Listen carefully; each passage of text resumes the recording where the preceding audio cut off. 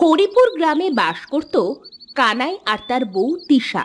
কানাই আর তিশার বাজারে একটা ছোট লুচির দোকান ছিল। সারাদিন তিশা লুচি বানিয়ে দিত আর কানাই তা বিক্রি করত। এই খাইয়া যান গরম গরম লুচি, আর তার সাথে পাচ্ছেন আলুর দম। ও কানাই দাদা, আমাকে দাও তো দেখি, দুইখানা খেয়ে দেখি। হ্যাঁ হ্যাঁ দাদা, বসো বসো, দিচ্ছি।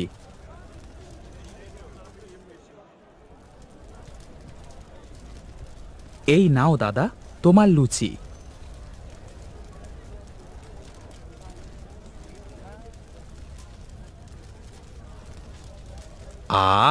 হ্যাঁ দাদা, তোমার দোকানের লুচির কোনো তুলনাই হয় না। সেই স্বাদ। তা তোমার লুচির দাম কত হলো দাদা? 10 টাকা দিলেই হবে দাদা।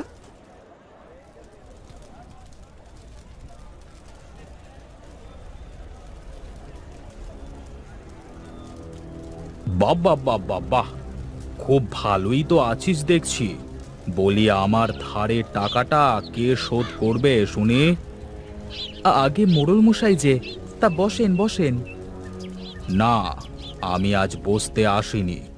শোন কানাই, আজ হয় তুই আমার টাকা পরিশোধ করবি, না হয় এই দোকান আজ থেকে আমার। এমন অবিচার করবেন না আমাদের সাথে। আমরা তো পথে বসে যাব মোড়ল মশাই। দয়া করেন, দয়া করেন আমাদেরকে, একটু দয়া করেন। টাকাটা নেওয়ার সময় মনে ছিল না? আর না। এই, তোরা ওদের সব কিছু ফেলে দে। আর হ্যাঁ শোন, সবাইকে বলে দিবি আজ থেকে এই লুচির দোকান আমার।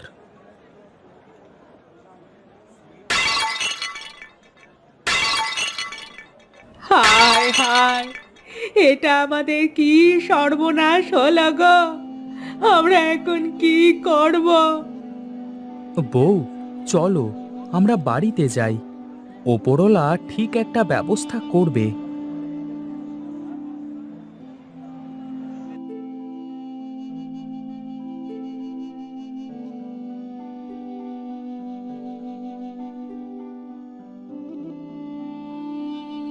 ওগো, কিছু ভেবে পেলে এখন কি করবে? না, কিছুই যে ভেবে পেলাম না গো বউ। কি দিয়ে কি করব, আমার যে খুব চিন্তা হচ্ছে। বলি চলো, আমরা আবার লুচির দোকান দিই। লুচির দোকান কোথায় দেব? বাজারে যে মোড়ল মশাই আমাদের লুচি বিক্রি করতে দেবে না। চলো, আমরা রাস্তার পাশের ওই বাঁশ বাগানে লুচির দোকান দিই। ওটা তো তোমার দাদার সম্পত্তি। বাঁশবাগানে লুচির দোকান দিলে কেউ লুচি কিনবে বলো? চেষ্টা করে দেখতে দোষের কি আছে বলো?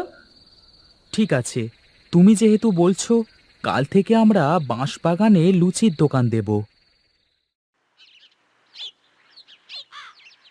পরের দিন কানাই আর তিশা বাঁশ বাগানে লুচির দোকান দেয়।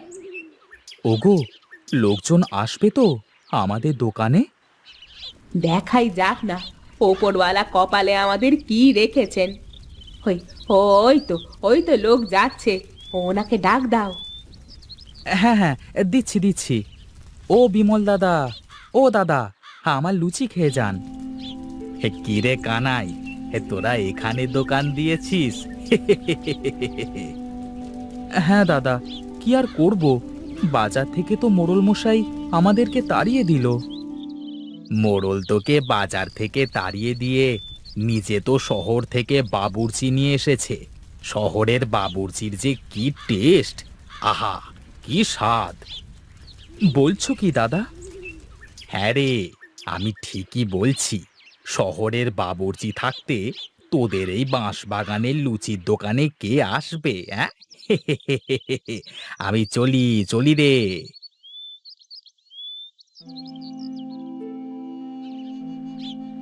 ওগো, বিমল দাদা কি বলে গেল? শহরের বাবুর্চির হাতের লুচি রেখে আমাদের হাতের লুচি কে খাবে? শোনো, ধৈর্য হারিও না। ধৈর্যশীল মানুষকে ওপরওয়ালা অনেক ভালোবাসে। সারাদিন কানাই আর তিশা অপেক্ষা করে, কিন্তু কোনো লোক আসে না তাদের দোকানে। এইদিকে মোড়লের দোকানে শহরের বাবুর্চির হাতে লুচি খাওয়ার জন্য লোকজন ভিড় জমায়। আমাকে আগে দিন, আমাকে আগে দিন। না, আমাকে দেন, আমাকে দেন। আরে হ্যাঁ হ্যাঁ, সবাইকে দেব, একটু ওয়েট করুন। এমন সময় সেখানে এক বৃদ্ধ লোক আসে। আমাকে কিছু খেতে দে বাবা। তা আপনার কাছে টাকা আছে? আমার কাছে টাকা নেই বাবা। কি, টাকা নেই? না, ফ্রিতে লুচি দেব না, এটা মোটেও সম্ভব না। দূর হন, দূর হন বলছি। বৃদ্ধ সেখান থেকে চলে যায়। এইদিকে কানাই আর তিশা বসে চিন্তা করতে থাকে। সারা দিন চলে গেল, একটা লুচিও বিক্রি হলো না। সন্ধ্যার সময় ওই বৃদ্ধ লোক কানাই আর তিশার লুচির দোকানে আসে। আমাকে কিছু লুচি দেবে গো বাবা? হ্যাঁ হ্যাঁ, কেন দেব না, বসেন বসেন।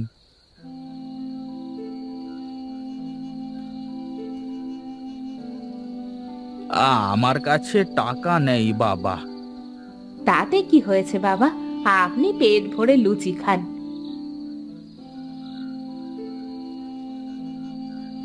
আহ, তোদের লুচিগুলো তো অনেক সুস্বাদু। সুস্বাদু হলেই আর কি আসে যায়, ওই শহরের বাবুর্চির হাতের লুচি রেখে আমাদের এই বাঁশবাগানের লুচির দোকানে কে লুচি খেতে আসবে? ও, বুঝেছি। শোন, এই নে, এটা কালকে লুচি বানাবার সময় লুচির মধ্যে দিয়ে দিস। দেখবি তোদের দোকানেও অনেক লোক আসছে। ওই অহংকার মোড়লের দোকান বন্ধ হয়ে যাবে। এই বলে বৃদ্ধ একটা ওষুধের শিশি দিয়ে সেখান থেকে চলে যায়। ওগো, তাহলে এখন চলো আমরা বাড়িতে যাই। কাল বৃদ্ধ বাবার কথা মতো এই ওষুধটা মিশিয়ে দেখি ওপরওয়ালা আমাদের কপালে কি রেখেছে। পরের দিন তিশা লুচির মধ্যে ওষুধটা মিশিয়ে দেয়, আর লুচির মধ্যে থেকে একটা সুন্দর সুগন্ধ বের হতে শুরু করে। ওগো, তুমি এ কি মেশালে? এত দারুণ সুগন্ধ বের হচ্ছে। তাই তো দেখছি। ওগো দেখো দেখো, আমাদের দোকানের দিকে কত লোক আসছে। হ্যাঁ গো হ্যাঁ, তাই তো দেখছি। এই কানাই, হ্যাঁ কানাই, হ্যাঁ তোদের দোকানের লুচি কতদিন হলো খাইনি, দে তো কয়েকটা লুচি। হ্যাঁ হ্যাঁ, আমাকেও দিস তো কানাই। হ্যাঁ হ্যাঁ, দিচ্ছি দিচ্ছি। বসেন, বসেন আপনারা।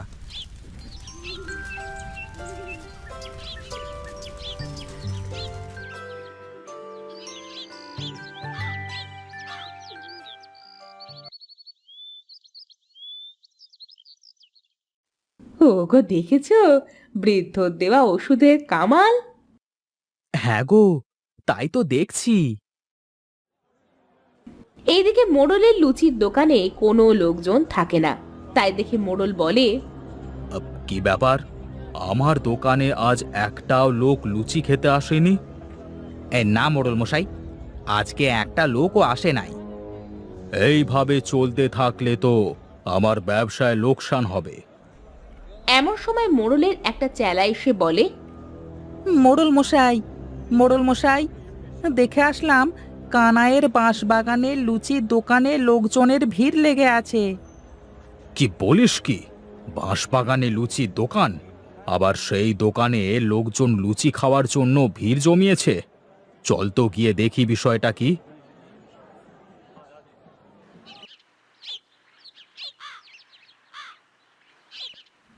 কি, তোরা সকলে আমার লুচির দোকান রেখে এই দোকানে লুচি খাচ্ছিস কেন? তোদের সাহস তো কম না? এই সবাই শোনো এই মোড়লের কথা, হে আমাদের ভয় দেখাচ্ছে। এর অন্যায় অত্যাচার আমরা এতদিন সহ্য করে এসেছি, আর না। চলো আজ আমরা সকলে মিলে একে উচিত শিক্ষা দিই। মোড়ল মশাই, গ্রামের সকলেই তো আপনার উপর ক্ষেপে আছে। হ্যাঁ, বাঁচতে চাইলে পালান, না হলে প্রাণ নিয়ে ফিরে যেতে পারবেন না। লেঠেলের কথা শুনে মোড়ল অনেক ভয় পেয়ে যায় আর সেখান থেকে দৌড়ে পালিয়ে যায়। দাঁড়া শয়তান মোড়ল, দেখ কেমন মজা লাগে। ওগো দেখেছো, ধৈর্য ধরলে ওপরওয়ালা তাকে কখনো নিরাশ করে না। হ্যাঁ গো, ওপরওয়ালা হয়তো ওই বৃদ্ধের মাধ্যমে তার সাহায্যের হাত বাড়িয়ে দিয়েছে আমাদের দিকে। চলো চলো, আরো লুচি বানাতে হবে তো, লুচি তো শেষ হয়ে গেল। এই বলে কানাই আর তিশা আবার লুচি বানাতে শুরু করলো, আর লুচি বিক্রি করে সুখে শান্তিতে বসবাস করতে শুরু করে।